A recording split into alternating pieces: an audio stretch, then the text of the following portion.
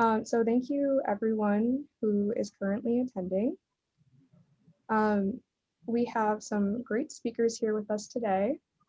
I am representing Refugee Outreach Collective, and that is a small nonprofit here in Michigan.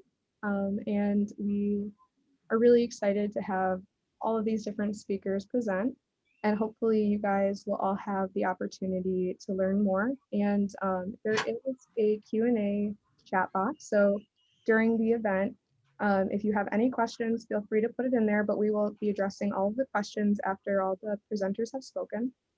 So first, I'd like to introduce Dr. Alice Rothchild. She is not only a physician, author, and filmmaker, but she is a very focused in on human rights and social justice, especially with Israel and Palestine. She used to be an associate professor at Harvard, and she has written a lot of things recently that we will be able to share with all of you. And her perspective is very, very interesting. So you guys will definitely learn a lot. So that is Dr. Alice Rothchild. Next, I'd like to introduce Dr. Salah Hassan. He is an associate professor of the Department of English at Michigan State. He has worked specifically with, he's studied specifically in Islamic studies and comparative literature. He has also some publications and specifically about Palestine. So he too has a really interesting perspective, and he's also, he has also taught previously about the conflict at Michigan State. So he has a lot of information that he would love to share. Our third presenter will be Dr. Tarek Abou Ghazala. He is a Palestinian-Syrian American and a practicing cardiologist in Northern Virginia. And he has been an advocate for the Palestinian people and very interested in the apartheid regime that's currently taking place. And I'm really excited to hear Dr. Tarek Abou Ghazala speak also. Our last person is Dr. Matthew Beshara. He will not be presenting, but he will be available to ask questions in the Q&A session. He is retired now, but he was a former robotic surgeon at the University of Pennsylvania. He's a Palestinian American, and if you have any questions regarding his experiences or the experiences of a Palestinian American, feel free to put it in the chat. But without further ado, I think we can begin the presentations. So Dr. Alice Rothchild, you can begin. Thank you so much for inviting me. So I'm going to be providing a historical context. And I think I just want to stop first and say that in the past 9 days, 219 Gazans have been killed, 63 children, 1,500 injured, 72,000 Gazans are internally displaced. In the West Bank, 22 people have been killed, 4,824 injured. And in Israel, 12 have been killed and hundreds have been wounded. And the question is, why is this happening and what is the historical context? I just want to very briefly share a bit about my own journey. I did grow up as a traditional nice Jewish girl in a small New England town, went to Hebrew school, had Orthodox grandparents in Brooklyn, saved my quarters to plant trees in Israel, had a bat mitzvah, learned very early on about the Holocaust, had a pilgrimage to Israel when I was 14. So I come from a very traditional Jewish place. I'm also a child of the 60s. I got much more involved in politics and began to learn about issues like occupation and colonialism and racism and Islamophobia. And with all of these increasing understandings, I became very disenchanted with the history of Israel that I had learned in Hebrew school. So in the 90s, I began a real search for what I had missed, got involved in dialogue groups and grassroots political organizations, started organizing health and human rights delegations to Israel and Palestine, and really developed a much greater understanding of the real story here. And I have been to Gaza myself 3 times. So I want to start out looking at what is the dominant paradigm. So the dominant paradigm, which I'm sure most of you have heard, is that the Jewish people have been victimized by anti-Semitism. This culminated in the Holocaust, and Israel was created as a refuge. Some people say it's God-given, and the paradigm is that Israel is a thriving democracy, a haven for the oppressed, a source of culture and technology and beautiful beaches. Basically a remarkable success story in a dangerous neighborhood. And I would like to propose that that is the narrative of the victor. And the narratives that we don't usually hear, which are the voices and experiences of Palestinians, are really crying out for us to examine. So when I start looking at that, first of all, I see an early colonization of historic Palestine that started in the 1890s and resulted in the founding of the State of Israel. I see a very belligerent occupation in the West Bank and Gaza and East Jerusalem, multiple hard to defend wars, and a growing awareness of cross-sectional issues around racism, police brutality, militarism, and US foreign policy.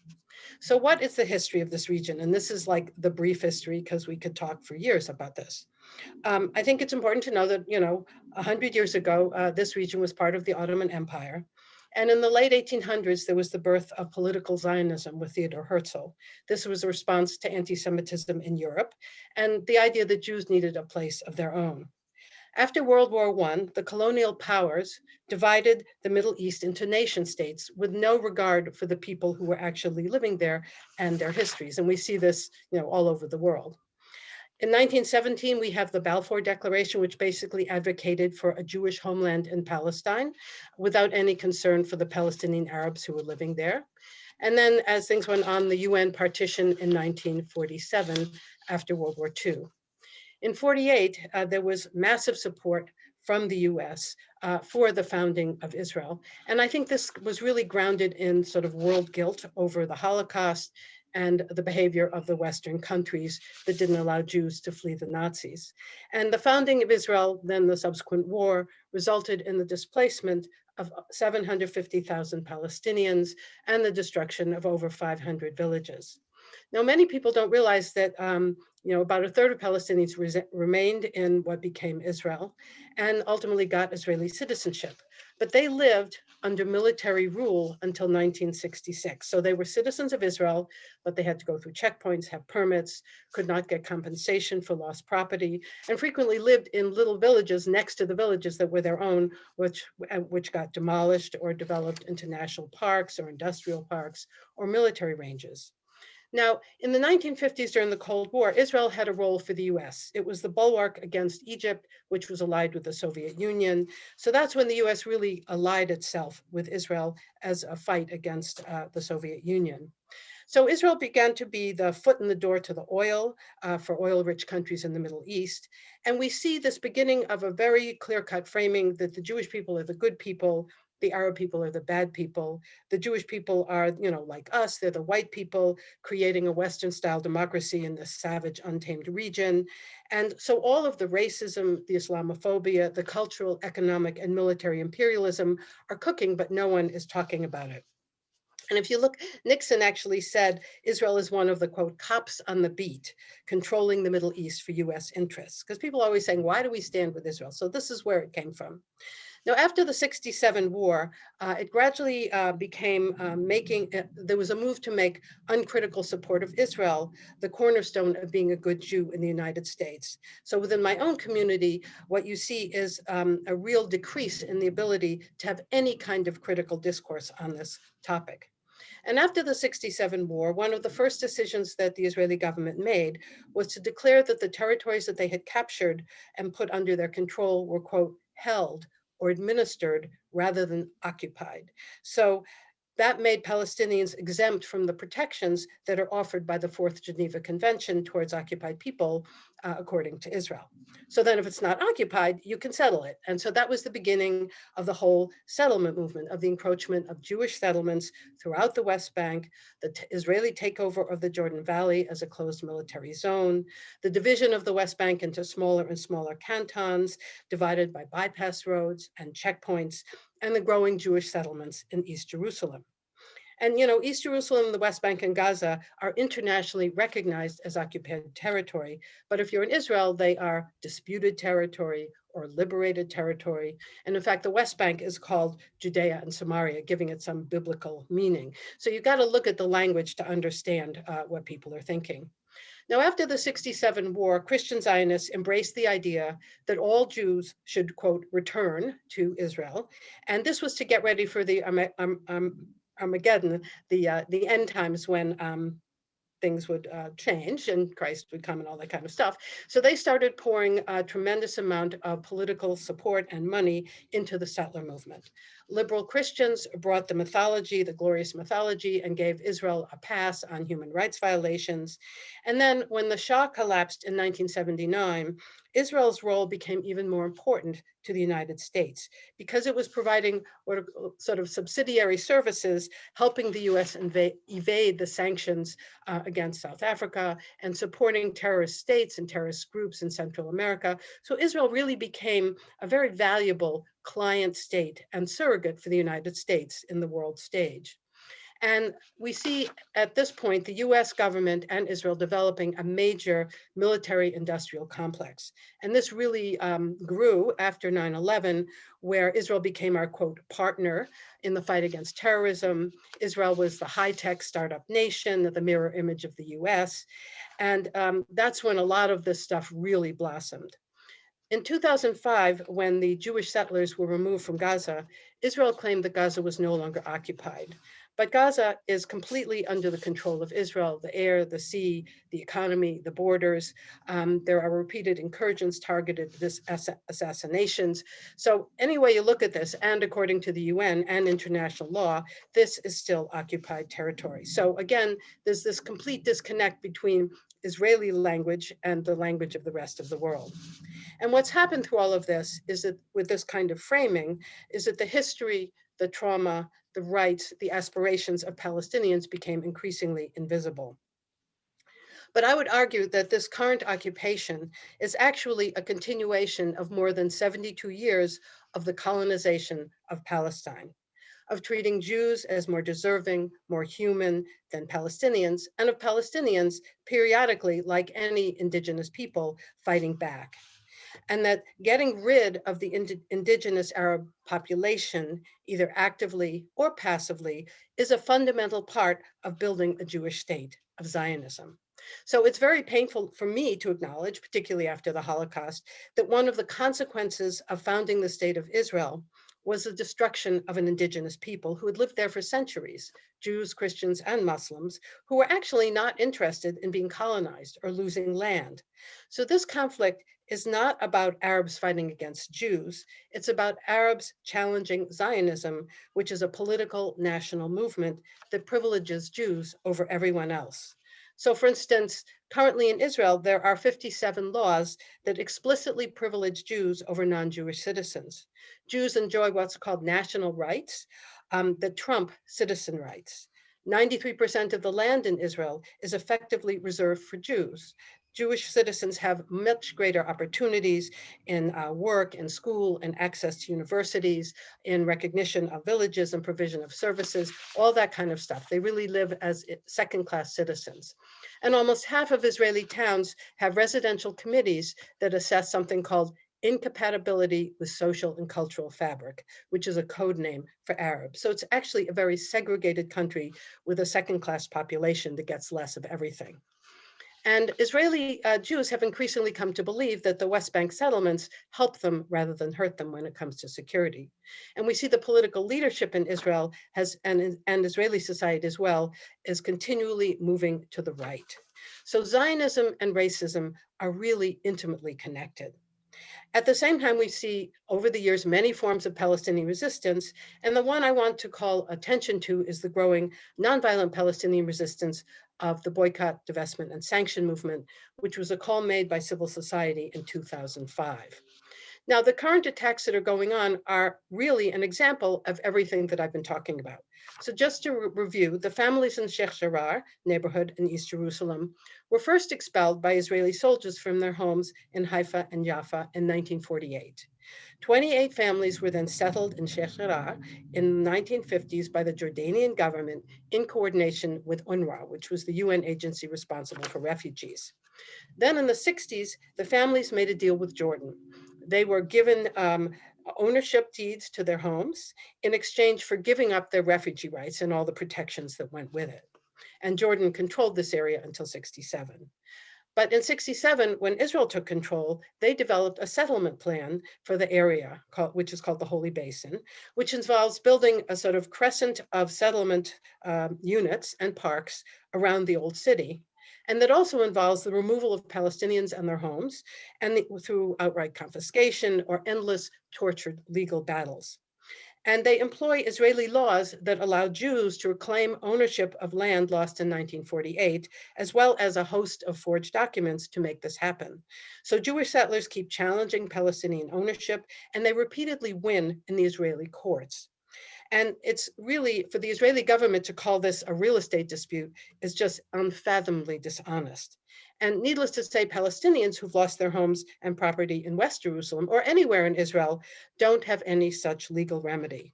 And at this point, 20,000 Palestinian homes are at risk for demolition in the city. So what is the immediate provocation? So on April 13th, on the first day of the Muslim holy month of Ramadan, it was also Memorial Day in Israel. And the Israeli police forcibly entered Al-Aqsa Mosque and cut the cables to the loudspeakers that broadcast the prayers to the faithful from 4 medieval minarets, because they didn't want to hear the call to prayer during their ceremony, which was really, an insulting thing to do. Then, as Palestinians in East Jerusalem faced new evictions, tensions were mounting, Ramadan was coming to a close, the Israeli government chose that moment to block Palestinians from outside Jerusalem from entering the Al-Aqsa Mosque, one of the most sacred places in Islam, on one of the most sacred religious holidays. This is a provocative act. More violence erupted on Jerusalem Day, which came shortly thereafter. And Jerusalem Day is this very raucous national celebration of the Israeli capture of Jerusalem. So this was really pouring acid into an already seething wound. Then on top of that, the Israeli police stormed Al-Aqsa. They fired rubber-tipped bullets, stun grenades, tear gas at praying Palestinians and others who, not surprisingly, were throwing stones. And throwing stones is the weapon of choice for the disenfranchised, the enraged, and the humiliated.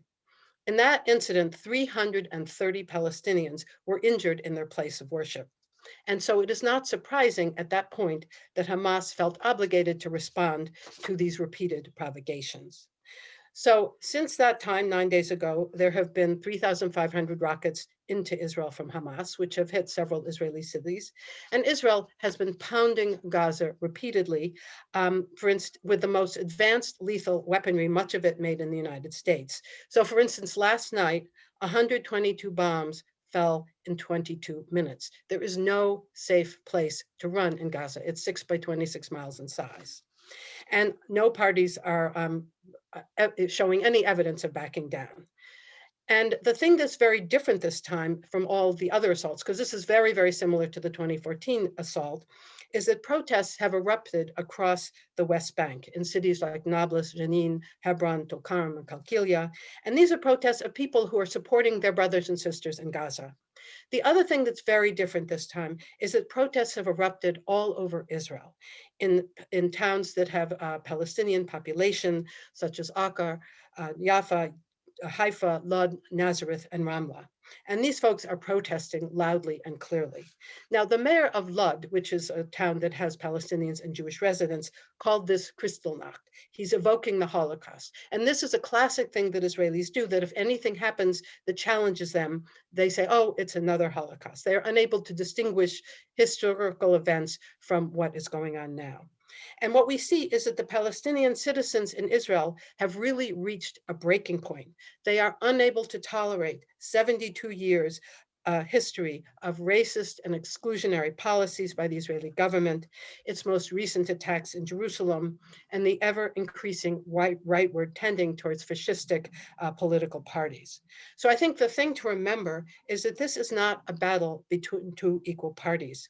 This is a struggle between one of the strongest military powers in the world, backed by the United States, that is bent on, and it's doing this for decades, on disinheriting and humiliating a dispossessed people.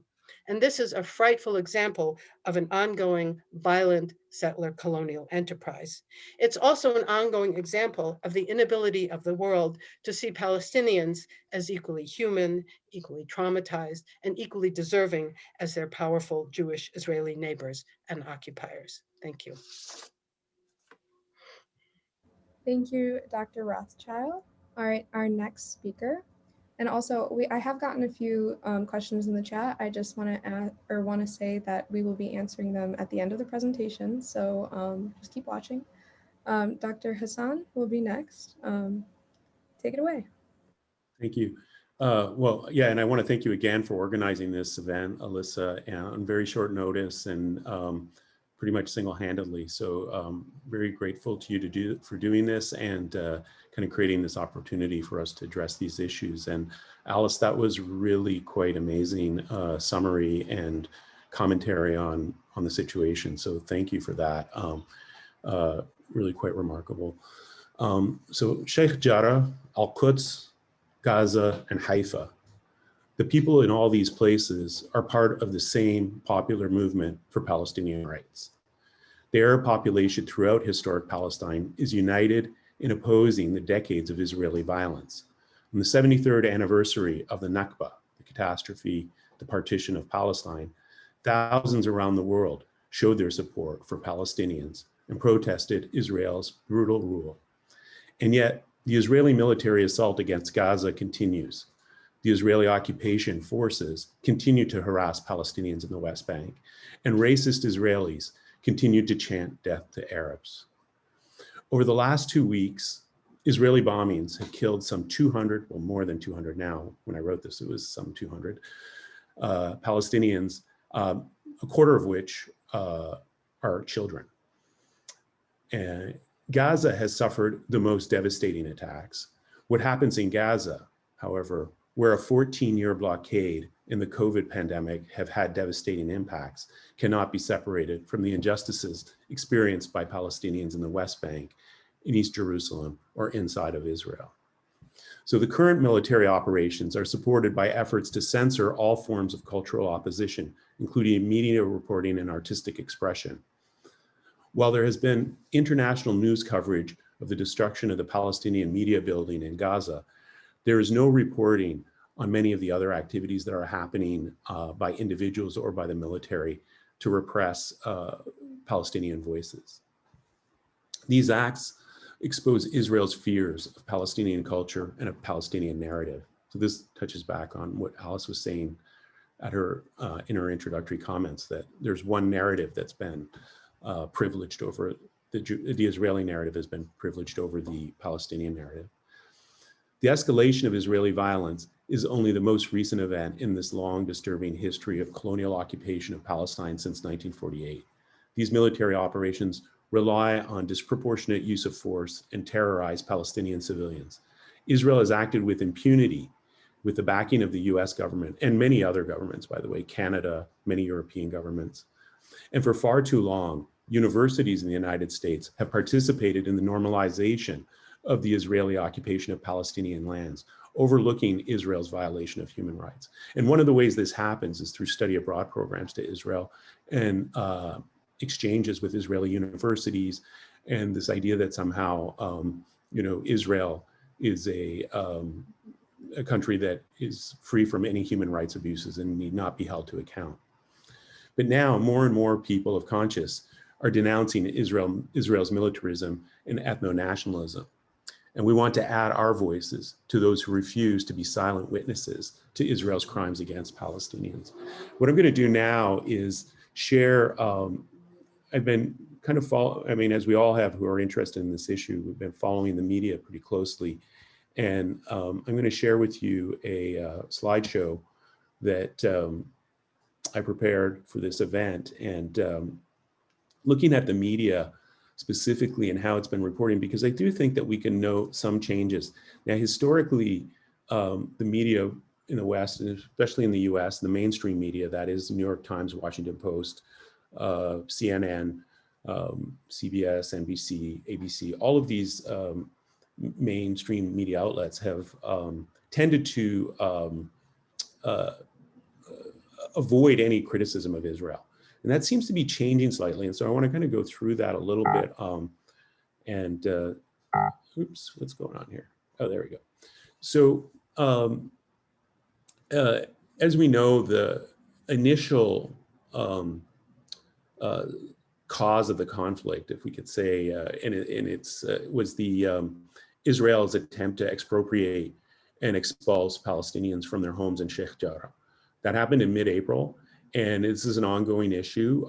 As Alice outlined, this has been presented by the Israelis as a legitimate legal claim to lands that have been inhabited by Palestinians for decades, actually. But that particular neighborhood outside of Jerusalem has a slightly more complicated history than, say, the villages that were demolished inside of Israel, and other places where Israeli settlements have been constructed either in the West Bank or previously in Gaza.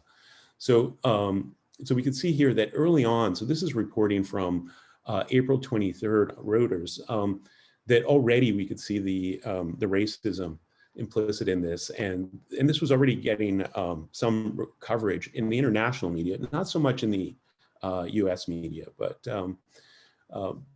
later on, it would become more and more clear that that these evictions had, like from the international perspective and from the U.S. perspective, it's very difficult for people to understand how Israel could justify removing 18 families from their homes in Jerusalem. And some explanation had to be provided for Americans, especially given the $3-point-some billion that the U.S. gives to Israel. Nevertheless, there's the Israeli narrative counters these attempts to break through a wall of silence. And so here we have an op-ed piece in the Wall Street Journal saying, basically making the case that this is again, a form of anti-Semitism, that the Jewish Israelis are being held to a different standard, that this is a legal issue, and that in fact, the Israelis who want to claim those homes and those buildings are entitled to them by law. And so this has been the kind of classic defense for a long time, a very long time, that critiques of Israel are forms of anti-Semitism. And we see this increasingly being codified in response to a number of attempts to demonstrate solidarity with Palestinians, particularly with the boycott, divestment, sanction movement, to label it as anti-Semitic for this kind of reasons, that somehow Jews are held to a different standard. Jews in Israel are being treated differently than anybody else. But more and more Palestinian and Arab voices are getting out on these issues. And again, this is not in the U.S. media, but there are equivalent there is equivalent reporting in some of the U.S. media on these issues. This just happened to be kind of the most striking headline. And this is not an Arab, but a kind of person expressing some kind of solidarity and indicating that this is not a real estate dispute. So moving on, Jerusalem then became really very much during the Ramadan the site of much of the conflict initially, and one, of course, that is especially provocative, not just for Palestinians, but for Muslims around the world. And so this is, at the time of Ramadan, and the sacred place, is being, marked by this scene of violence. And again, this is part of the intimidation and attempts to force Palestinians to retreat to their homes, to be quiet, to avoid conflict, because there are real risks of injury and death. And the show of force is part of a longstanding practice of intimidation. So in the past, it was very common to present the Palestinians as the primary sources. And we still see that actually quite a bit. So for example, I'll get to it in a moment, but with Hamas, the references to Hamas. But here you begin to see that there's a little bit more of an attempt to present like that there's two sides of this, the Israeli police and the Palestinians. So it's set in a context of civilian protests, Palestinian protests, not so much terrorism. And so we saw this last summer with the Black Lives Matter movement, And so there, in some ways, I see this as kind of almost building a bridge towards at least a liberal interpretation of the conflict. So policing versus civilians. And here again, so this representation of clashes does shift in a way, neutralizes the responsibility. I mean, Israel is not being held quite responsible here, but in some ways it's an improvement on what we saw in the past, where it was like Palestinian terrorism or Arab terrorism or Muslim terrorists, clash with Israelis, or or Israel responds to terrorists. And so this is to me is like a minor but a significant shift, and one that does allow for a discourse of Palestinian civil society to enter into the narrative, so that Palestinians are not routinely presented merely as militants or terrorists.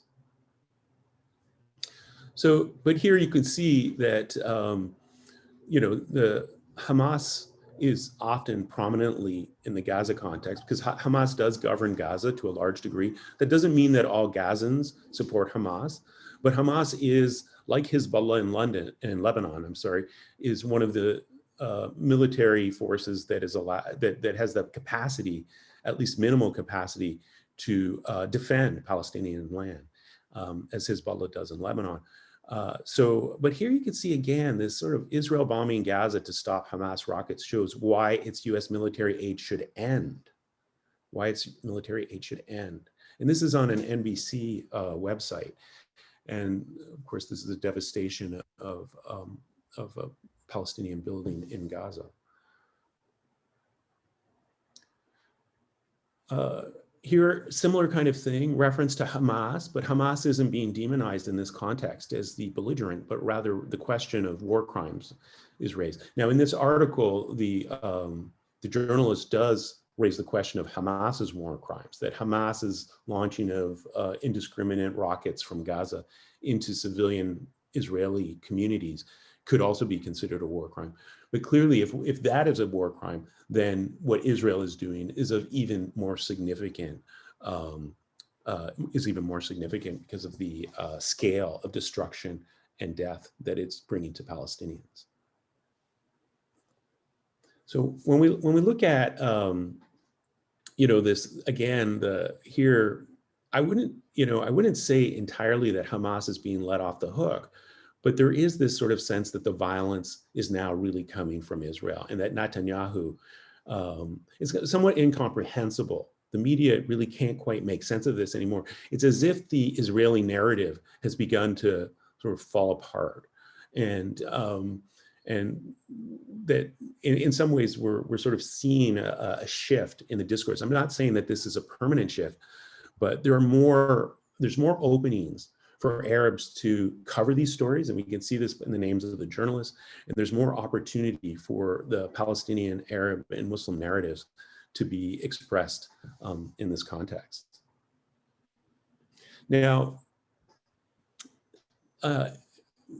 the shift from demonizing Arabs has gone in the other direction a little bit, and of course, not all Israelis are racists, and not all Israelis support the occupation, and not all Israelis, are participating in these acts of vandalism. But there is, like in the United States, a contingent within Israel that has been mobilizing on the extreme right to attack Arabs. And this movement has a lot of parallels with what we saw with white supremacists in the United States. In fact, there are close links to those groups.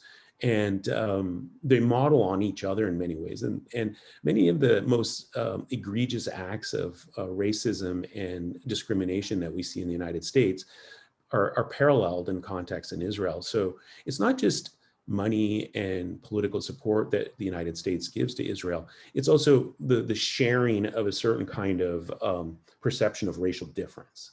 And so even though many Israelis are not white, in a conventional sense, there's this sort of notion that Israel is part of the West and civilizationally belongs within the framework of Western Europe and North America, whereas the Arabs, are generalized as Muslims, uncivilized, the people who are incapable of governing themselves.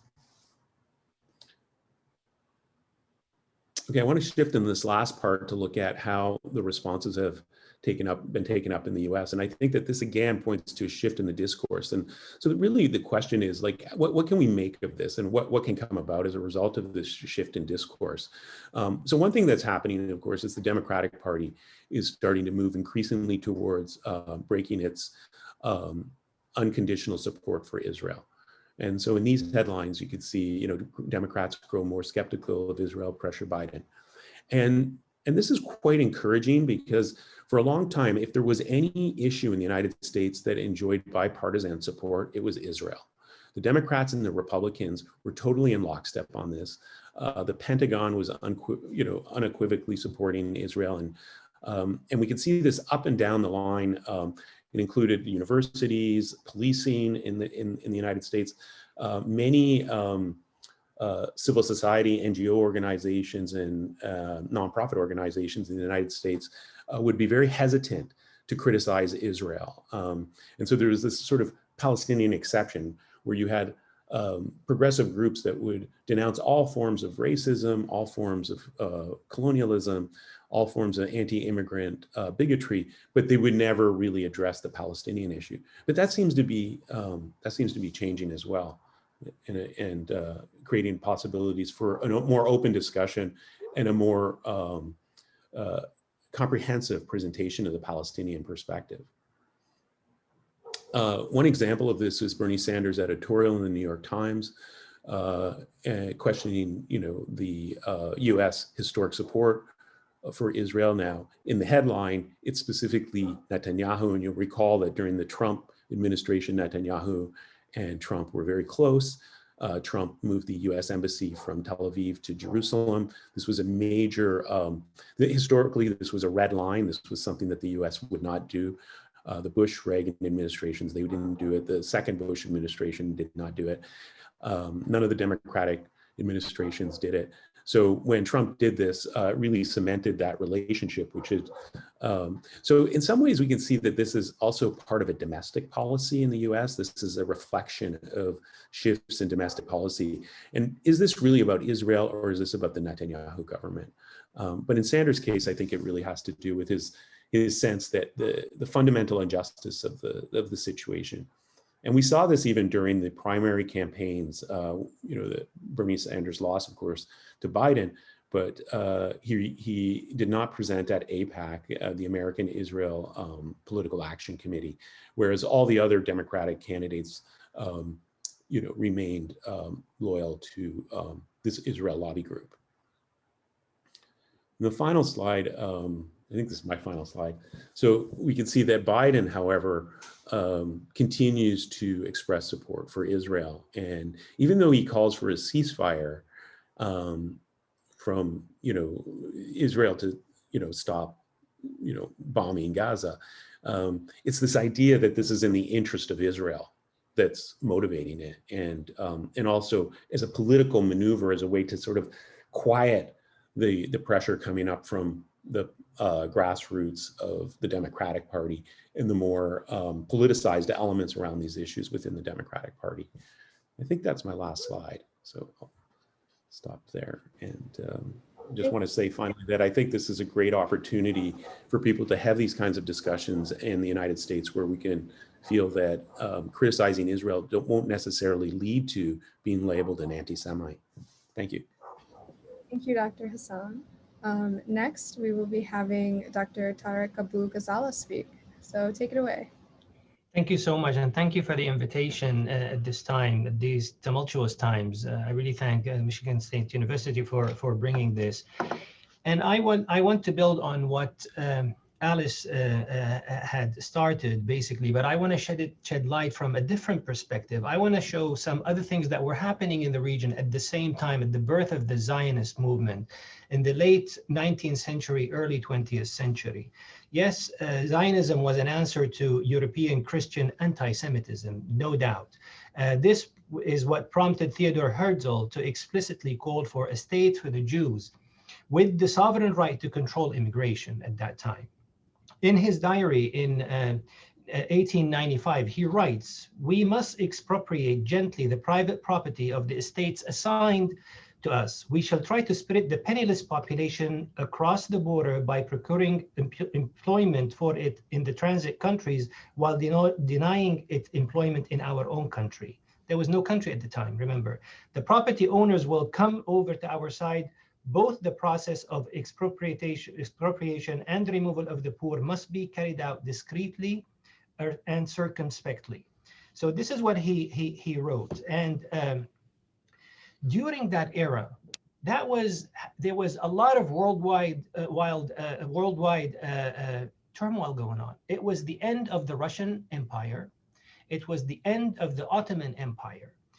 And many populations were persecuted, not only the Jews, for example, in Russia, they were persecuted. In Europe, they were persecuted. Still, the German Nazi had not come to life at that time. So after the fall of the Russian Empire and the fall of the Ottoman Empire, Europe, the victorious European countries, Britain and France, started the colonial mandates, not only there, but also in Africa, all over the world. And the Levant was part of it. They divided the Levant, the countries. France took Lebanon, mandate over Lebanon and Syria, and Britain took mandate over Palestine, Jordan, and Iraq. So this is what was happening. However, we have to remember, because of those tumultuous times, it was not only the Jews that were persecuted. There were other populations all over that were persecuted and that flocked to the Middle East because of its, what is called, I don't want to call it religious tolerance, because it's even more than religious tolerance. It's merciful tolerance. People tolerated each other there because that's where religion started. The monotheistic religions all started in that area. So the Sarkisians had come from Russia. They were persecuted and they fled to the Middle East, and they started to populate, they were there in Jordan and in Syria. The Albanians and Bosnians fled Bosnia and Albania, and they flocked to the Middle East. The Armenians fled Armenia, and they came to the Middle East.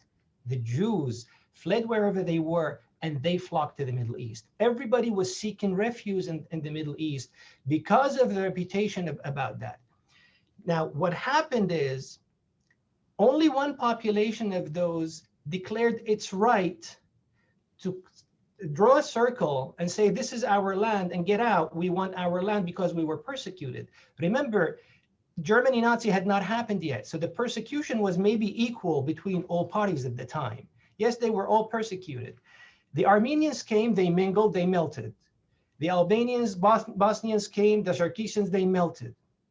It was only the Jewish population under the British mandate that they came and they lived in their own kibbutzes outside and wanted more land, and they had a plan even. Herzl had a plan. No Armenian Herzl existed, no Bosnian Herzl, no Sarkisians. Everybody wanted just a refuge.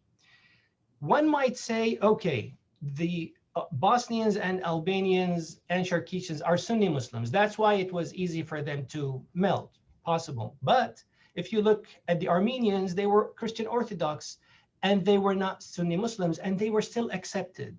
And they lived happily ever after, to the degree that after the Syrian revolution and after the creation of Armenia, after like the Cold War ended, many went back to Armenia, but they just turned 180 degrees and came back to Syria.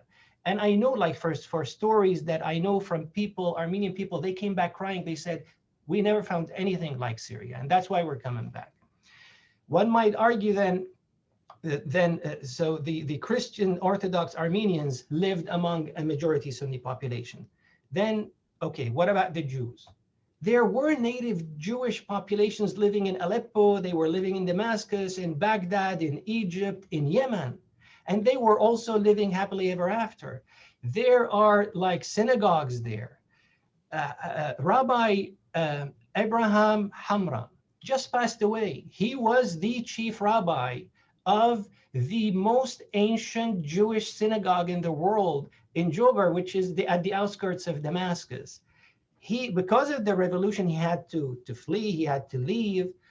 and he died in Israel. We never heard anything about him in Israel, and he's mourned in Syria because he is a Syrian Jewish rabbi who held the most ancient Torah in his hands in the Jobar synagogue. So that argument fails. In fact, what happened was the contrary. What happened was all those Jewish population in the Middle East, they were turned against the local population, and they were pushed to go and intensify the immigration, pushed to go to Israel. And that's what caused all the friction ongoing from that point on, especially after the creation of the state of Israel in 1948. So this is what happened. And then fast forward from 1948 until today, you have then a system that was planned, political system. It's an apartheid system that controls immigration, allows only the Jews. Any Jew can walk into Ben Gurion Airport and say, I'm Jewish, I want citizenship, and they'll be granted that. Imagine like a Muslim going to Karachi airport and saying, hey, listen, I'm a Muslim, I want Pakistani citizenship. He's not going to be granted that. So that does not happen. It only happens in Israel. At the same time, a lot of citizenship is being taken away from the Syrians. I am a Palestinian Syrian. I used to hold a refugee document issued by the Syrian government that would allow me to go to 2 countries only, live in Syria, and I got the visa to the US. That was the only other country that I lived until I became an American citizen, and I was able to turn and go visit Palestine 2-3 years ago. So this is what happened. Now, fast also forward until the 2017. 2017 is a very important year because 2017, we witnessed the ascension of Donald Trump to the presidency of the United States at the back of the Christian right. And the Christian right is very fundamental in supporting the Zionist idea and the Zionist movement, because they believe that Jesus will not come back until all the Jews are sent back to the land of Israel, and that's when Jesus will come back. So then what happened, there was, as soon as Trump takes office, one of the first early decrees or executive orders was the Muslim ban. But what we saw after that is what the Jewish population came under attack in the United States. Why is that important? That's very important because it showed there is something going on underneath. And in Pittsburgh, 13 Jewish worshipers were killed in a cold manner. What happened now? Go back to the government that claims that it is the defender of the Jews all over the world, Netanyahu. He sided with Trump. He uttered no word at what was happening. That was the anti-Semitism that was happening. So when the Muslim ban happened, 3 of my colleagues, Jewish colleagues, took me out and they took me to dinner and they said, we are here to tell you that we are with you. We heard there might be a Muslim registry. If that happens, we are all going to register as Muslims. In return, when the synagogue attack happened, we went out to the synagogue here where I pray my Friday prayers on Fridays, and we formed a chain, a human chain, to protect them, to protect the Jewish synagogue from anything that could happen to it. Those days were very, very, very tense. So why is that important? That's important because I want to put forth that it is now Israel's government or the Israeli population is experiencing a new phenomena, which is a dictatorship-like. It's on its way. Netanyahu is corrupt. He's been indicted, yet he clings to power and he's not letting go. Does that ring a bell to the other dictatorships in the area that all cling to power and will not yield? Gone are the days when somebody like a prime minister of Israel will be caught in a scandal and they will have to resign. This is not happening. So that's why it's important, in order for us to to push for maybe a solution that is going to help the region, I think rule number one, or the first thing has to be done, action number one has to be getting rid of the Israeli government. And getting rid of the Israeli government that is dictated now by one person who will not let go. That brings me to why the two-state solution is no longer a solution, because of what happened in the past, since 1980, since Reagan came to power here. There is no second state. There is one state, which is Israel, but there's no second state. It cannot happen. There are settlers on it, the buildings on it, the cutting of it, the way it is structured, it is impossible. So there's only one way, which is one state solution with one vote per one person and with the right to return to everybody. Professor Salman Abu Sitta put forth an encyclopedia where he went after every single little village in Palestine, in historical Palestine, and he proved that this land can accommodate everybody. It is not true that it is going to be really tight. It's not. Yes, of course, you have the Gazans in a little strip, but Palestine, there's a lot of it that is still vacant. So it can accommodate those. In order to do that, one system has to be dismantled. That is the apartheid system, where you have two populations living. One population has the right over the other to do whatever it wants to it. One might say, yes, but what about the terrorist attacks of Hamas against against Israel with the rockets? This is, to me, it's a problem that I deal with like a physician. I have a problem that I deal with. The only way to deal with it and take it out is to take its root causes out. They might think they can exterminate. They would have been able to exterminate them when Hamas had very, very rudimentary, like crude rockets just maybe 10 years ago. Now things are going the other way. And not only that, you still have a state in Israel where the Netanyahu blew away 1 year's budget of the Iron Dome in 1 week. And Israel is not like with infinite resources. They have like finite resources. So what I want to put forth is the following. There needs to be a dismantling of the system, the apartheid system, not dismantling of the people. The system has to be dismantled with everybody's right to return. And their constitution, there is this thing that, okay, never again, and we're going to be like, if we become a minority, we're going to be persecuted.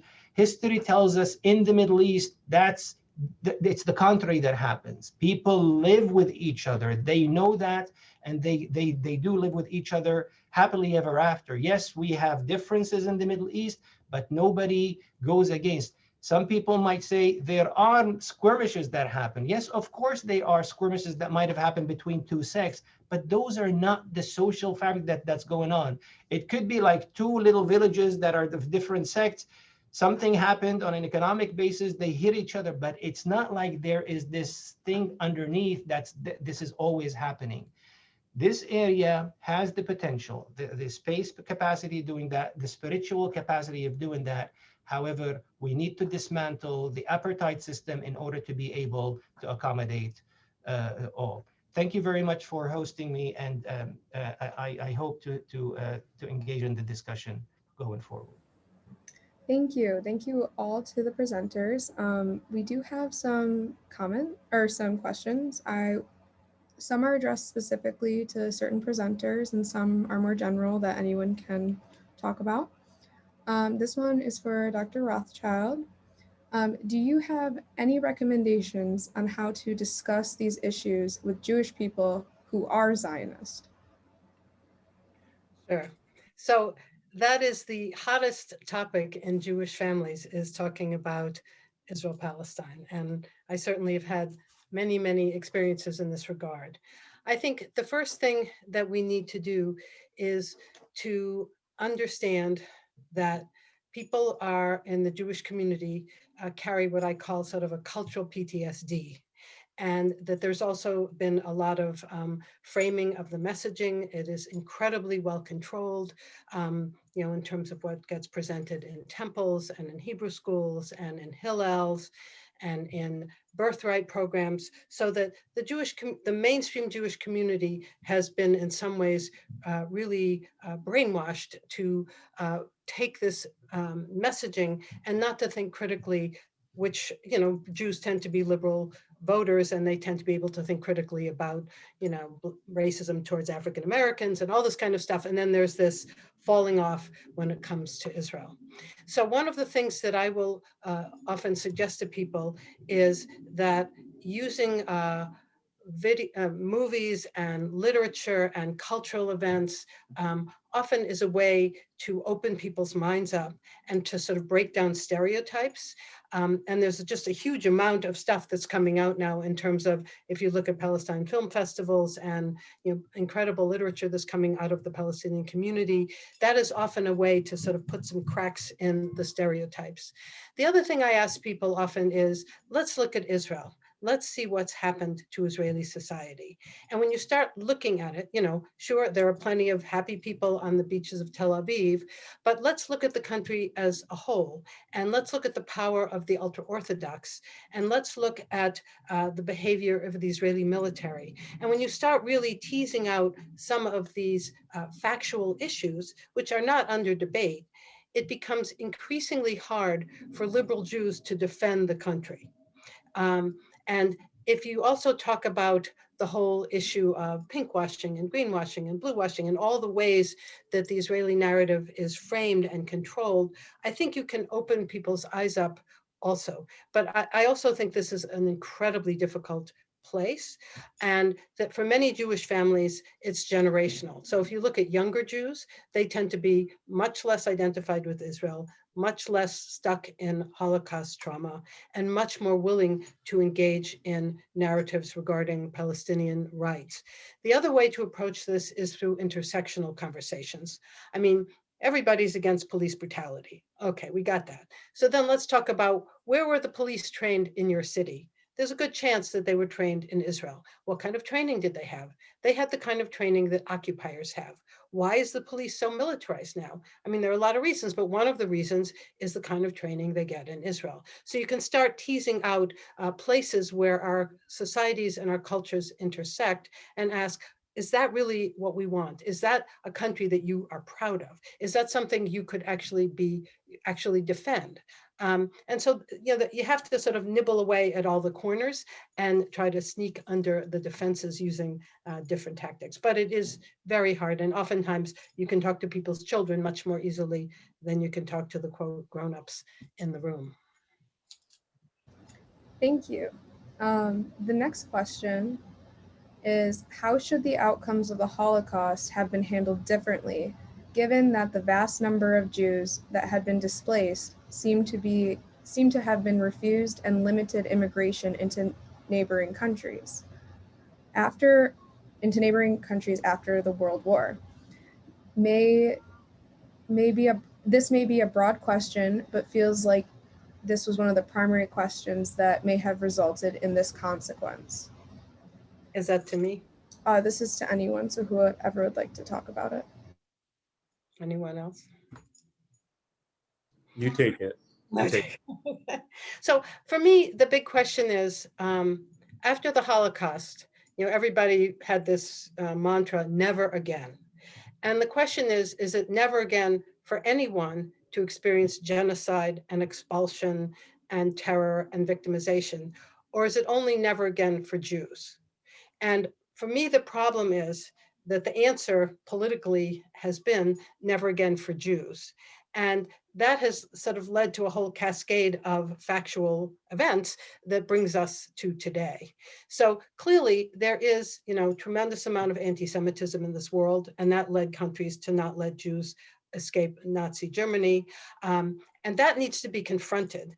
And I think confronting that issue would lead us to a struggle against racism and prejudice, and also the origins of anti-Semitism in white supremacy and fascism, and to make that whole struggle a broader struggle, and not to treat Jews as a special case, because Jews are not a special case. We are amongst many people who have been victimized in this world. And as long as we hold on to our victimization, and as long as we feel like, well, our victimization gives us the right to victimize other people, things are never going to get better. So I would think that broadening the struggle, creating allies, recognizing the cross-sectional issues amongst all people who've been victimized, and also how our victimization has then been used to victimize other people is one of the keys to that conversation. And obviously you have to struggle with governments that are anti-Semitic and racist and all the things that we understand governments often are. Yeah, let me just add real quick on that issue is that I think, as Alice pointed out in her overview, Zionism begins pre-Nazi Germany, and so and it's allied with British colonialism, and it's in the and to a large degree, I mean, we can see fascism in Europe as colonialism turned inward at the end of the period of colonial rule, as the U.S. and the Soviet Union, became Cold War rivals. British and French empires collapsed, and so what happens is the power dynamic within Europe turns inward, and Nazi Germany is in many ways, I mean, if you look at, say, South Africa, which continued its colonial regime, many of the features of Nazi Germany are present in South Africa, after the Second World War. And they continue in South Africa until the end of apartheid. And the Afrikaners are often represented in films and in literature as being Nazis. And so we see this kind of the perpetuation of a kind of Nazi white supremacist way of thinking that's not really specifically associated with anti-Semitism, even though during World War II, the solution, in many ways, the solution of creating Israel is not a solution to the victimization of the Holocaust. It's actually a solution of how does Europe deal with its own anti-Semitism? Like Europe has a problem of anti-Semitism, and so from very early on, like somebody like Lord Balfour, he doesn't endorse the creation of a Jewish state out of pure philanthropy. He sees it also as a way of like, how do you, what's the solution for the Jews of Europe? Let's find a place for them. Very much in the way that at a certain point, some whites in the United States and some blacks looked for a solution for emancipated African people of African descent to send them back to Africa. And so these kinds of ideas are really about a kind of ethnic cleansing in the end. It's like, how do you and unfortunately, Israel has perpetuated that same practice. Victimized now becomes the victimizer. So this is a real problem. So obviously, this isn't the solution to those problems. And I think you should also, I agree, coming off of what you said, is that anti-Semitism existed in Europe and not in the Muslim world. And what happened was the Palestinians were made to pay the price of Christian anti-Semitism. So that's not a solution to the problem. Thank you. Okay, so there's some other questions in the chat. So the next is, why are so many Arab countries abandoning Palestine by signing peace treaties with Israel? Do you think it is out of fear? This is general for any panelist. I can take that one. So this happens after the Arab Spring. The Arab Spring was a movement that we are tired of all those military dictatorships that came after colonialism. So the colonial powers leave, but instead in their place, they leave military dictatorships. And it is said that it is those armies that have a state. It's not a state that has armies, an army. So 2011, the Arab Spring starts, and then within, like we saw, within a few weeks, a few dictators got toppled. What happened? People were aspiring to freedom, but there were certain countries that were very afraid of that the Arab Spring is going to extend to their monarchies and it's going to topple them. And that's why they went behind. There was a counter revolution, if you want to call it, and they supported it by all means. And this resulted in the toppling of all the successes that the Arab Spring had. that was all like negated within a few years. In order to stay in their thrones, one way to look at this is those looked at Israel, especially this happened after Trump also came to power. They looked at Trump. Trump was a very different, unique president. He's not like anything else. He's not an establishment. So he would tell you what he thinks up front. So they went to the most important country that's the ally of the US and said, okay, let's have a peace in order to preserve their thrones. I'm telling you, that's how the streets look at it. It is not because of anything else. It's not because the masses called for it. No, it is because the dictators called for it.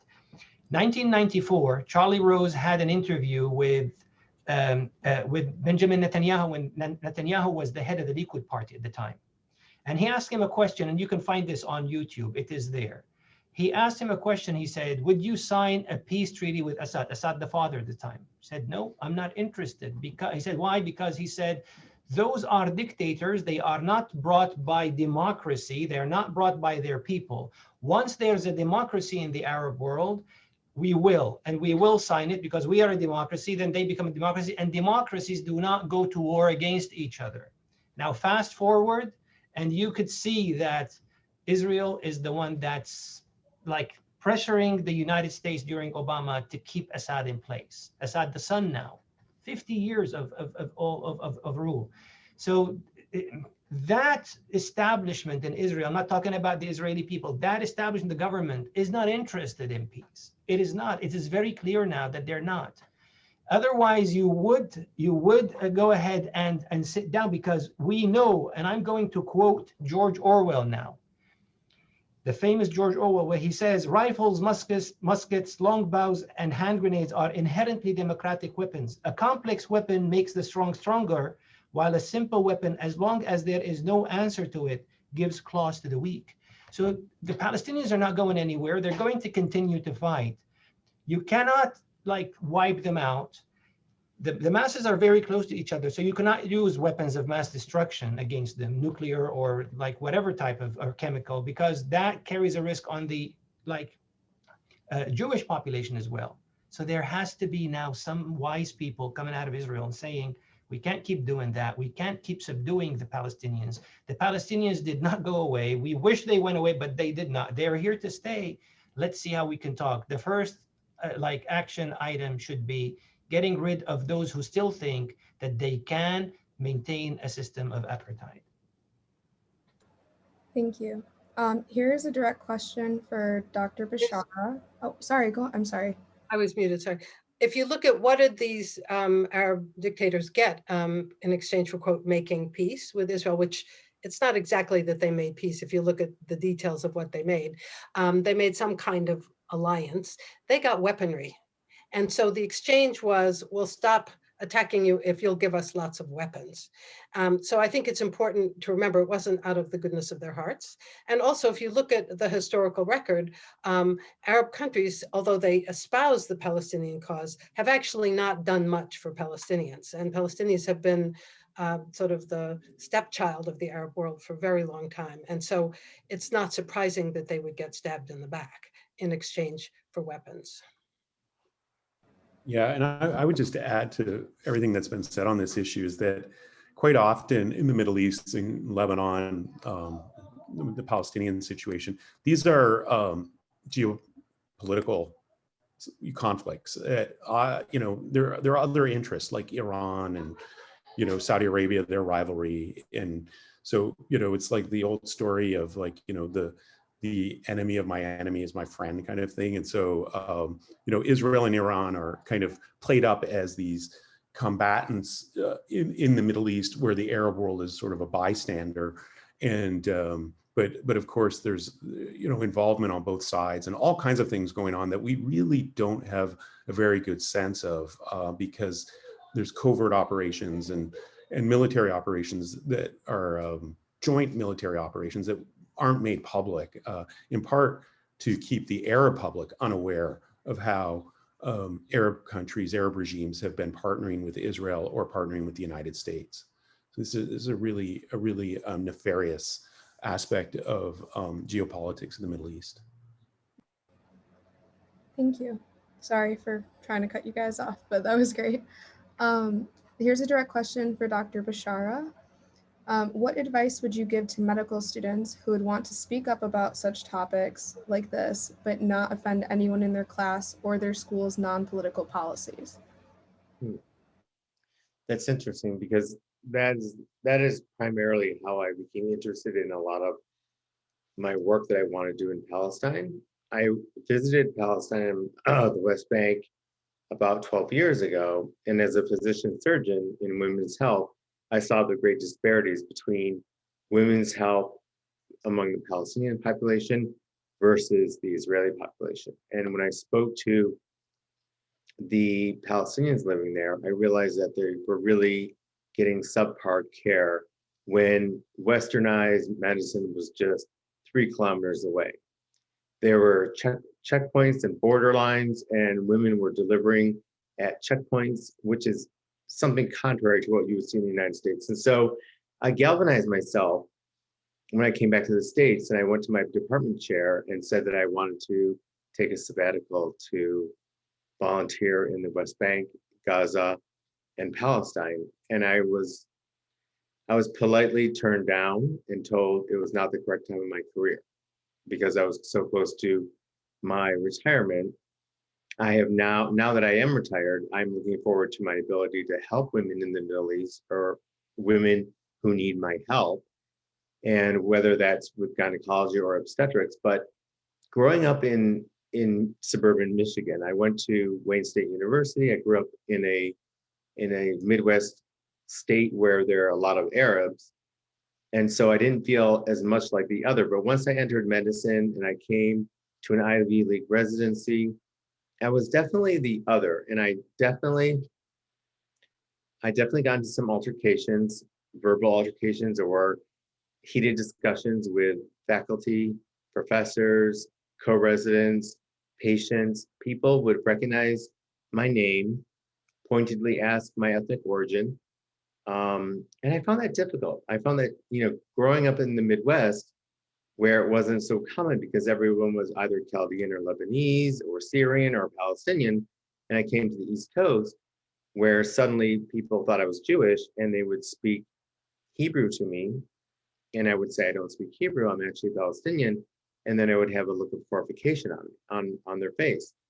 Then people would even deny that Palestinians even exist. And so I would say it's hard to navigate this, but being true to yourself, not, avoiding conflict, obviously. I think it's much easier now with the whole intersectionality of the politicization of the Democrats versus Republicans, and how Black Lives Matter, and it's important to talk about brutality and social injustice. I think it's easier for you. I don't know how to navigate it in today's medicine world, but you have to be true to yourself. And we're, as physicians, we're there to treat all.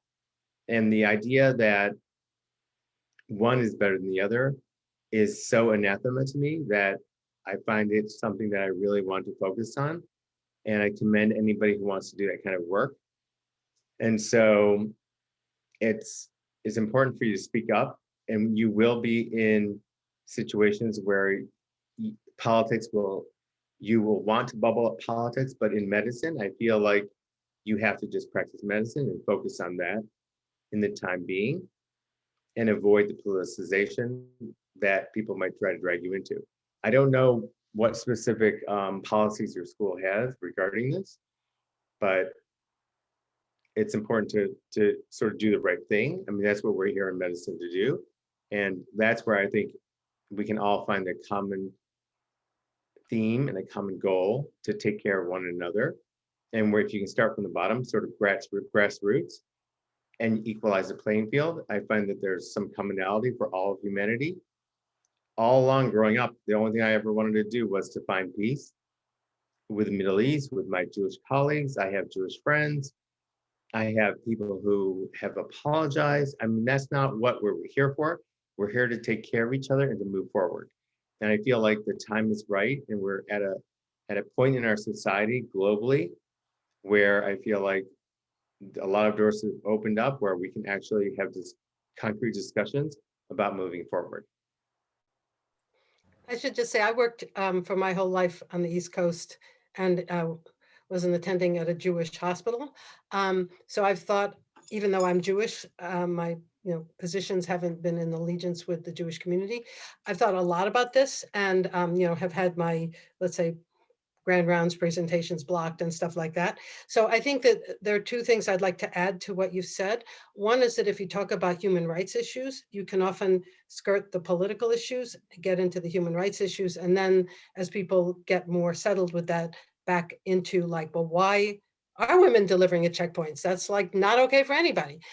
The other thing, I think it's very important for people to get allies, and Jewish allies can provide sort of cover. There are now like Jewish Voice for Peace. There are a lot of Jewish organizations that would be supportive and that would also be able to say, what you're saying is not anti-Semitic. I believe it too. That's a false accusation for the following 842 reasons. So allyship and human rights are two ways to think about this. That's great. Thank you. Okay, thank you both. The next question is, with the mounting pressure on President Biden to call for a ceasefire in Gaza, and given the long history of allyship between Israel and the United States, how will this action by the United States government affect its political relations with Netanyahu and Israel, along with Abbas and Palestine? It is a loaded question, but this is for anyone. Well, I don't, honestly, I don't really expect a lot. I think that the Democratic Party leadership is going to dig in its heels, and the, any of the Democratic senators or representatives are going to, they're going to make some noise, but it's not, I don't think it's going to break the bipartisan kind of alliance. Netanyahu's in a pretty precarious position right now also because the election in Israel was indecisive. And so, I think they're just kind of hoping that it'll get out of the way and that somebody new will come in and they can just kind of go back to things as they were normally, and maybe create a kind of more moderate. The real issue in the question is like the Palestinian leadership, I think more is like more concerning, not only because the Palestinian Authority hasn't been effective over the last 25 years or more since the Oslo Agreement, but also just because there's no unified leadership. There's a unified Palestinian people right now, a popular movement, a protest among civil society, across the board endorsement of boycott, divestment, and sanctions among Palestinians. But the leadership has been really poor. And so it's not just the Arab leaders who have failed the Palestinians. In many ways, it's the Palestinian leaders. I'm not Palestinian, but my family's Lebanese. But I feel like somebody who's been in solidarity with Palestinians since I was in high school, I've really seen this and felt that there's some real issues there. So it would be interesting to see if out of this movement there will be a new leadership coming forward among young Palestinians. If there's any resources to support them internationally, that'd be great. Great. I would like to add to that is that there is a lot of talk now among activists here is about making the Palestinian-Israeli conflict a national dialogue, like Black Lives Matter and the Asian American under attack became a national dialogue. This has become a national dialogue, but the Palestine-Israeli conflict has not. But as you see now, Black Lives Matter has sided with the Palestinians. Everybody that looks at this as a human rights issue is siding with the Palestinians. So I expect in the next 1.5 years, this might intensify and become a national dialogue, not because it's happening here, but America is there. America is the #1 supporter and weapons distributor to Israel. And those weapons are being used against a civilian population that is unarmed.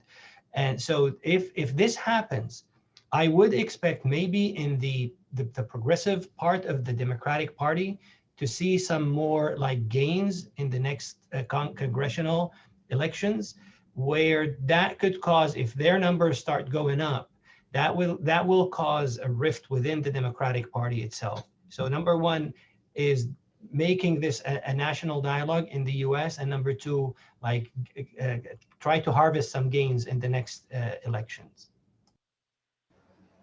Thank you. This next question is for Dr. Hassan directly. Do you have any recommendations on how civilians/consumers can help to continue the media's shift towards a more accurate language when speaking about Palestine?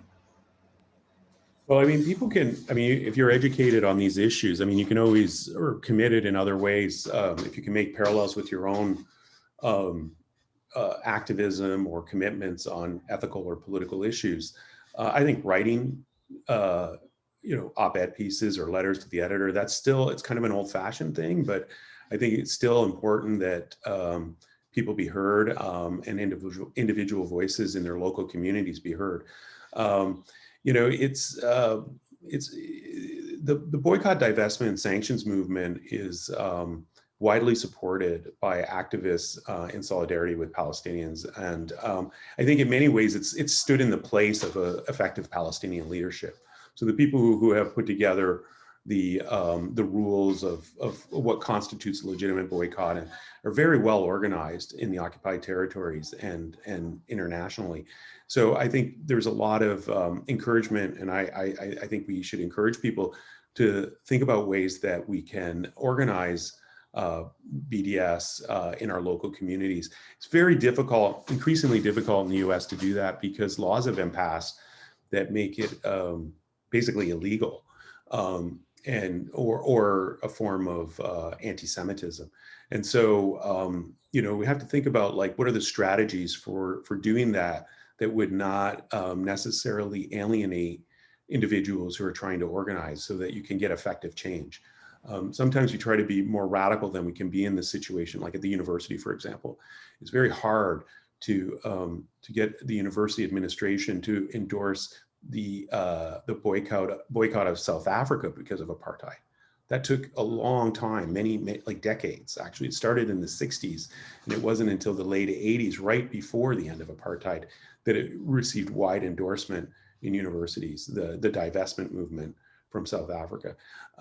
So in that case, so we're still kind of in a way at the beginnings of trying to mobilize, but perhaps in this moment there may be a breakthrough, and there'll be more of a willingness for administrators to hear, at least in university contexts or maybe hospitals and other institutional settings that are considered to be, supporting of civil society and that have some international outreach components to them. This next question kind of goes into that also. So does posting on social media help at all, or is there something else that we could do besides donating?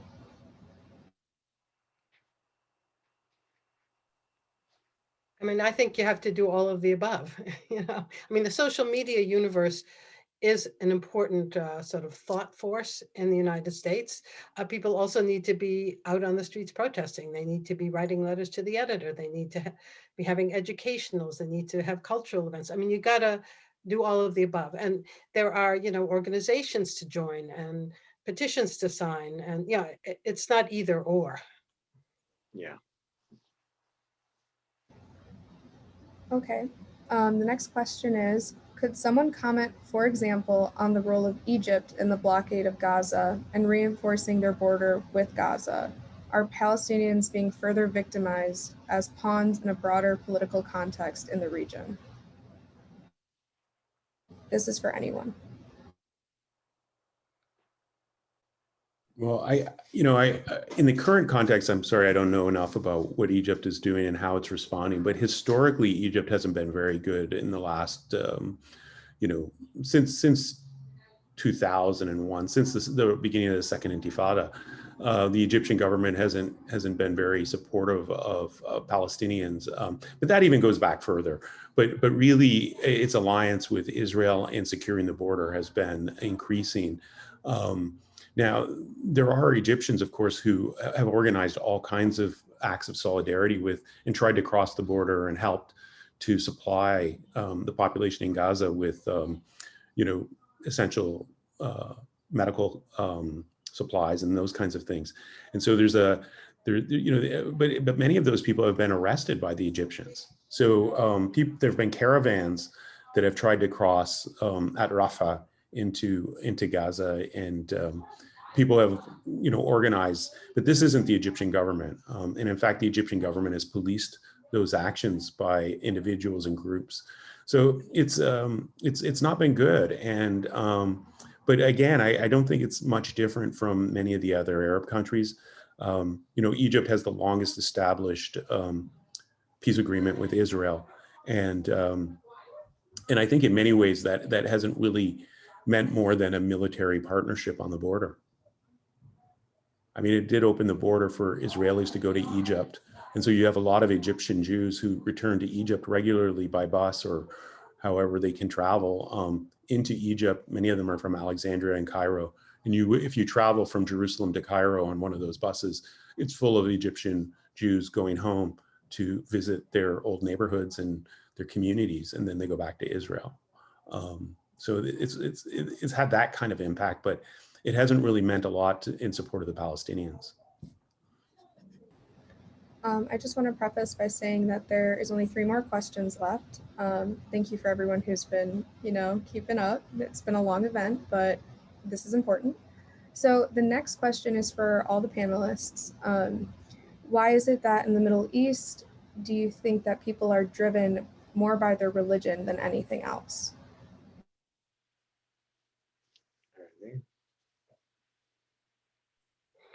I mean, I can speak to the Israel-Palestine Middle East, and I would not agree with the framing of the question. I think that in Israel-Palestine, the issues are driven by land and power, not by religion. Okay. The next question is, the U.S. I just wanted to say, there is this, the Arab world, let's say, which is not a term that's not used as often as it used to be, was fairly secularized in the 60s and 70s. I mean, many of the regimes they were military regimes, but they were secular regimes. Women were not expected and often did not wear hijab. Mosques were important places of gathering, but there was a kind of openness in the society with regard to religious practice. Now, I was raised a Muslim, and I traveled in the Middle East in the 70s and 80s, and I can attest that it's changed quite a bit, and there is a more of a kind of religious ideology that is present there. What are the reasons for that, and how does that develop, especially in the late 1980s and early 1990s? Is that because of the collapse of the Soviet Union and a shift in ideology globally, so that Islam then becomes kind of what communism used to be in the United States? And so there's this sort of feeding off of each other where Islam is demonized, and because of its demonization, it then retrenches into a kind of more, conventionality and stricter, and then you end up with these more these paramilitary groups operating in Afghanistan and Iraq and Algeria and these other places on the sort of following Al Qaeda. And so this to me, this is not really about religion or even cultural identity. It's really about politics and how religion can be mobilized for political reasons. So earlier somebody mentioned that the evangelical churches in the United States are great allies of Israel. Well, that's true, but I don't really actually think it's for religious reasons. I think it's actually because there's a sharing of a political ideology, and that political ideology is linked to many factors, including racial difference and class privilege and territorial aspirations, colonial, in a sense, colonial aspirations. And so it's these sharing of ideas and even the confrontation of ideas produces in many ways this kind of religious fervor. I don't think that the Middle East is any more religious than the United States, actually. the United States increasingly is becoming agnostic, but for a long time, the United States was probably the most religious place in the world. I mean, people went to church more than anywhere else, certainly more than in France or Italy. So, so it's kind of a misperception, I think, in many ways of the place of religion in Arab society. And I think riffing off of that, I made a documentary film about the region, and I have all these pictures of women in Gaza in the 50s with huge teased hairdos and mini skirts and, you know, look like the 50s here, you know, and the sort of entrenchment of a more conservative kind of religiosity is parallel to the level of political oppression and the options that people had to explore their lives, have comfort, have some kind of way to live. And so I do agree that it's largely related to the political environment and the social environment, rather than sort of an outburst of religion for religion's sake purely. I want to say there are two events that religionized the region, although it was secular. And I agree with Salah about this. The invasion, the Soviet invasion of Afghanistan and the Iranian Revolution, 1979, both. And that's when the Sunni Islam got mobilized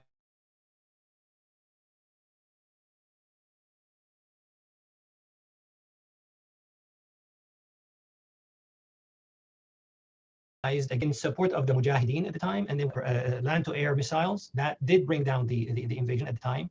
And also by supporting Saudi Arabia and Saddam Hussein at the time also through a semi-religious war against Iran, which once ended, the Wahhabi type of religion also was like dominant, and it started spreading across the Middle East.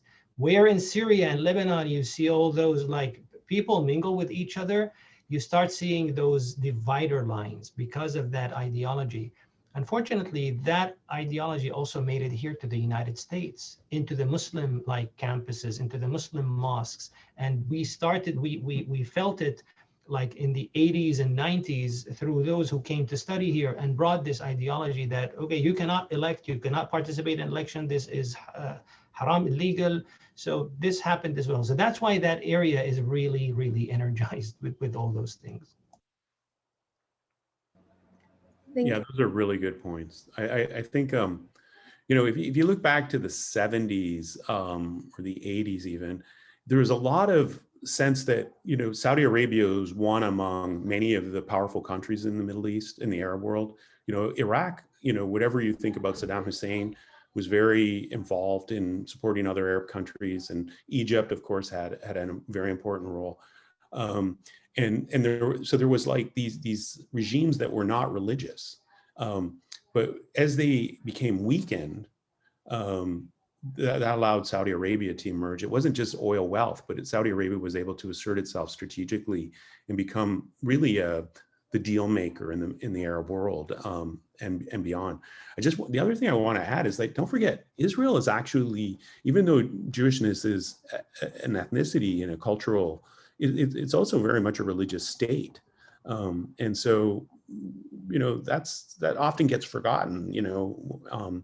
So it's not, I don't think that the Arab world is any different, in other words, than any of these other places where religion has a significant place in the cultural makeup. Thank you. The next question is, the US and several other countries have called for a ceasefire, despite open rejection from both parties. Will these rejections result in intervention of any kind, in your professional opinions? This is for anyone.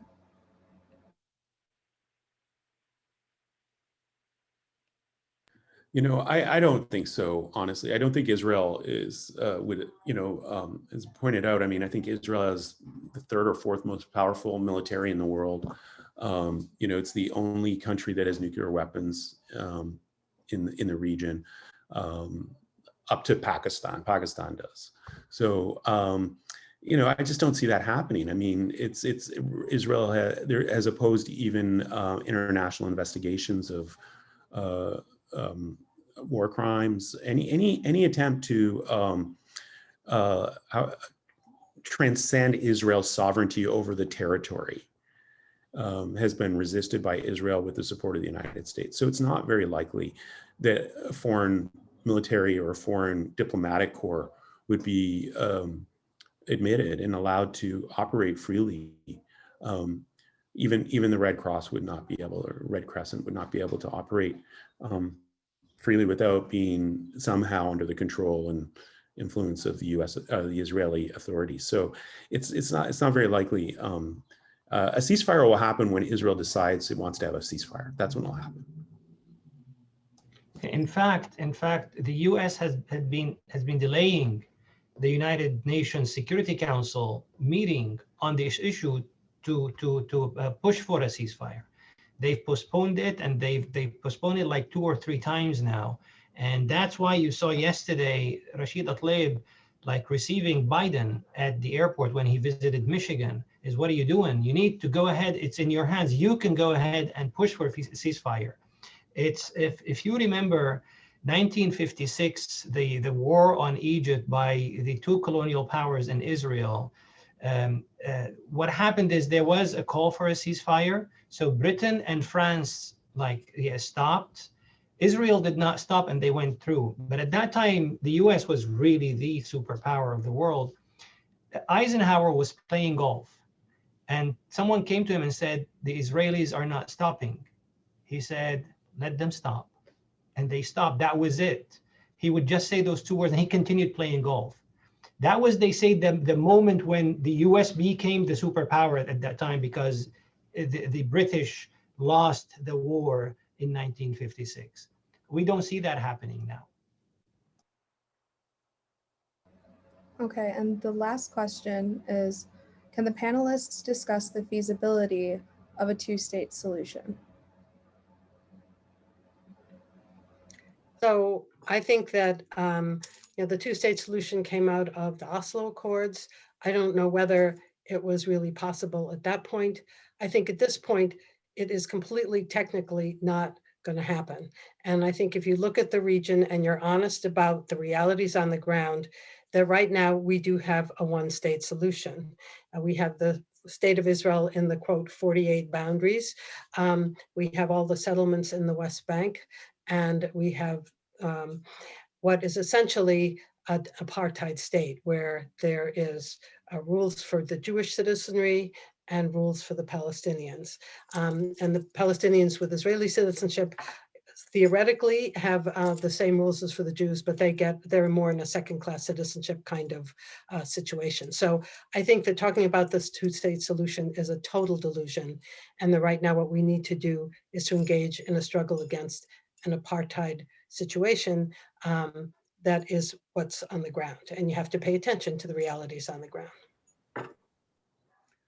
So yeah, I mean, there's a lot of reasons to think that the 2-state solution would be a good solution. Why not have a Palestinian Arab state and a Jewish Israeli state side by side in some kind of confederation? That seems like a good solution, but because of the intractable nature of the situation now, it just doesn't seem very likely.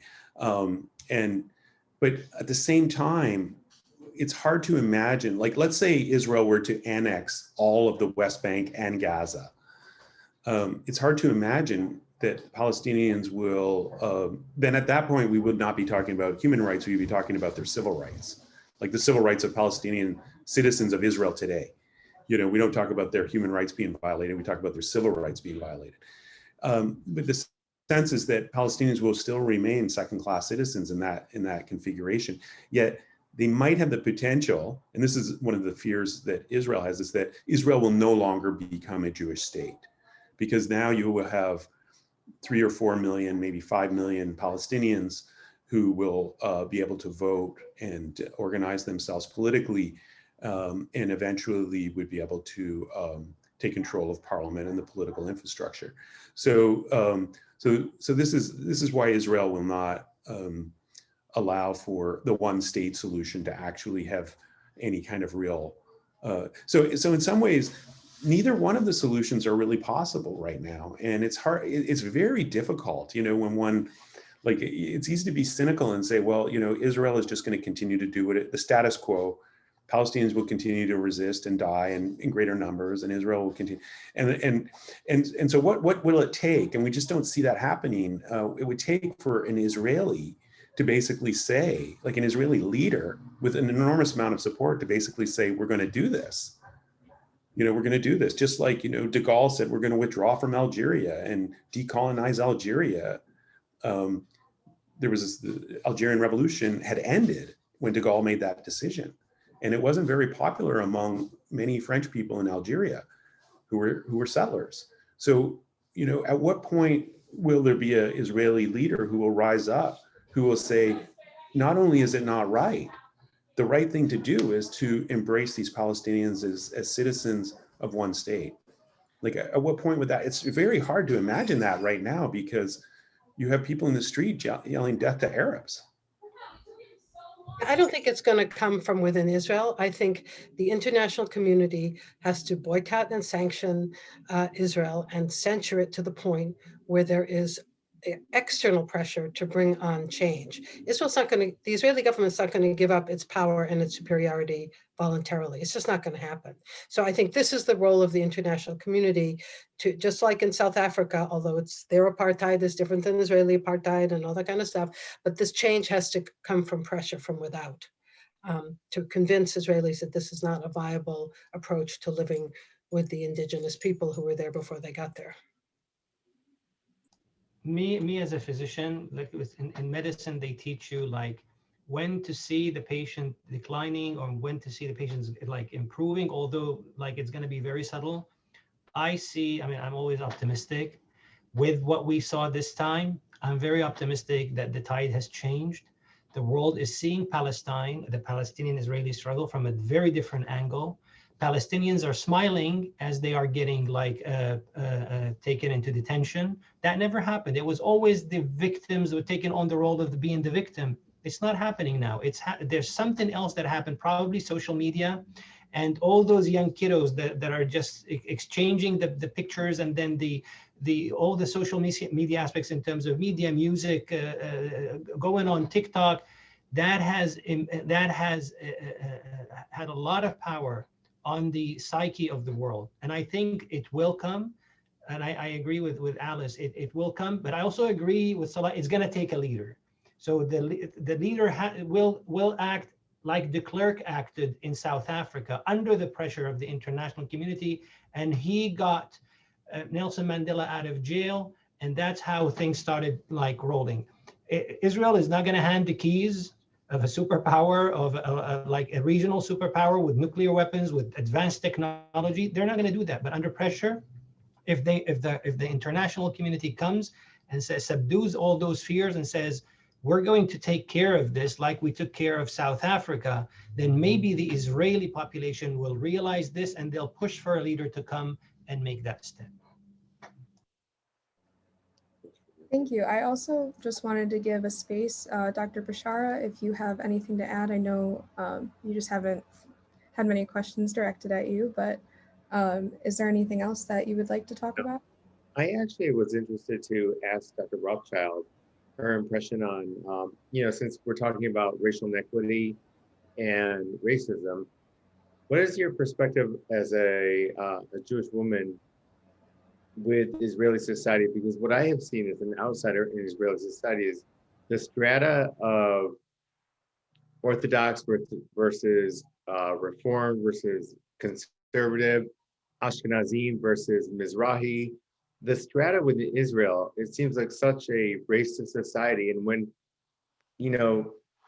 we talked about Israel as being a religious state. When I was in Israel and Palestine, I never felt like religion was at such a forefront. Everyone wanted to know my religion. Was I Christian? Was I Muslim? Was I Jewish? It's not a problem here in the U.S. And so I actually left there feeling so relieved not to have religion be and religiosity be such at a forefront.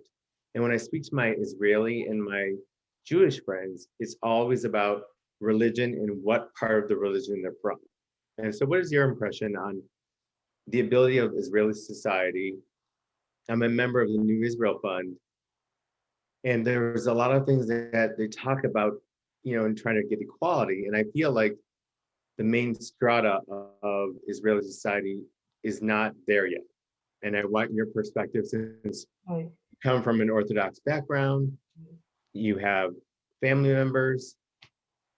So, I think that Israeli society is, first of all, incredibly fractured. And this is the Jewish Israeli society. And we say Israel, 20% of Israelis are Palestinian. So I just want to remember that.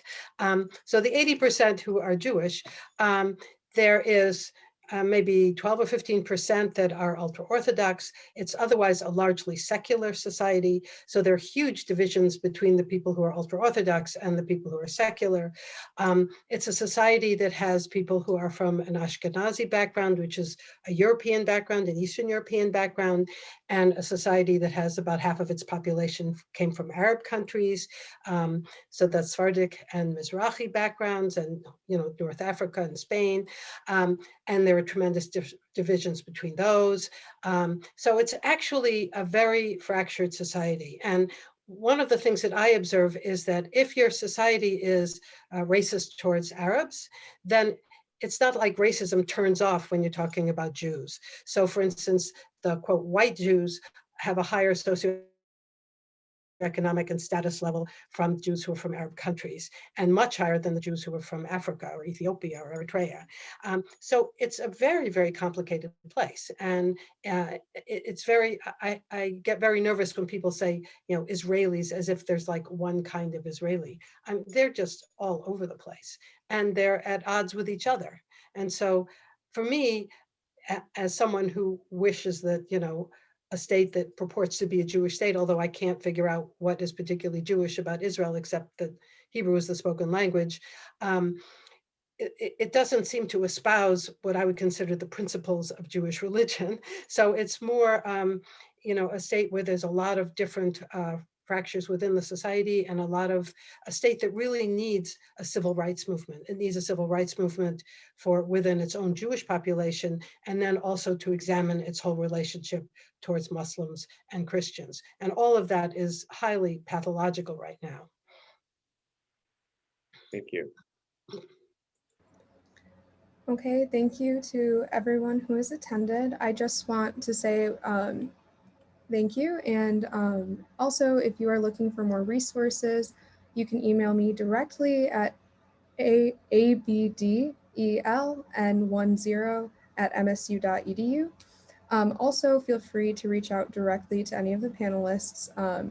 I can also provide their information. I realize now that I probably should have had it ready, but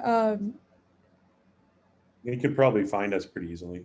yeah. I'm easy to find. And Dr. Rothchild, your mute was on, but she also has a website where she has her own publications and resources. There's also the Jewish Voices for Peace website. They have a lot of really great resources. Feel free to reach out if you have any more questions directly, but this meeting was recorded. Yes. One other thing, if you're interested in what is going on in Gaza right now, I work with We Are Not Numbers, which is a website. And we are a group that supports young Gazan writers and mentors their writing. And the writers are producing, frequent updates as to what's going on in their lives in the moment in Gaza. So I would really recommend everybody look at the We Are Not Numbers website. Thank you. And thank you for all who attended and put their questions in the chat. Hopefully we were able to answer everything. This meeting was recorded, so feel free, I will be able to disseminate this video. But thank you all for your time. Thank you. Thanks. Thanks so Thank much. you, everyone. Bye-bye. Alyssa, if you